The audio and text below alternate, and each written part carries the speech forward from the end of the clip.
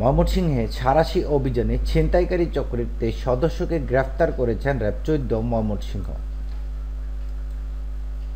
র্যাব-১৪ ময়মনসিংহ এর অতিরিক্ত police super ও operation officer Zulfikar Ali press বিজ্ঞপ্তিতে জানান, র্যাব-১৪ ময়মনসিংহের আওতাধীন এলাকায় বিশেষ দিবসগুলিকে কেন্দ্র করে চুরি, ডাকাতি ও ছিনতাইয়ের মতো অপরাধের প্রবণতা বেড়ে যায়,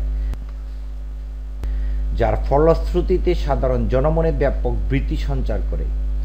পবিত্র ঈদ উল ফিতর এবং পহেলা বৈশাখকে কেন্দ্র করে ছিনতাইকারী চক্র যখন ব্যাপক হারে সক্রিয়, ঠিক তখনই র্যাব-১৪ ময়মনসিংহের অধিনায়ক অতিরিক্ত ডিআইজি মোহাম্মদ মহিবুল ইসলাম খান ভিপিএম-বার এর নির্দেশে র্যাবের আভিযানিক দল ছিনতাইকারী চক্রের সক্রিয় সদস্যদের গ্রেফতারে সাঁড়াশি অভিযানে নামেন।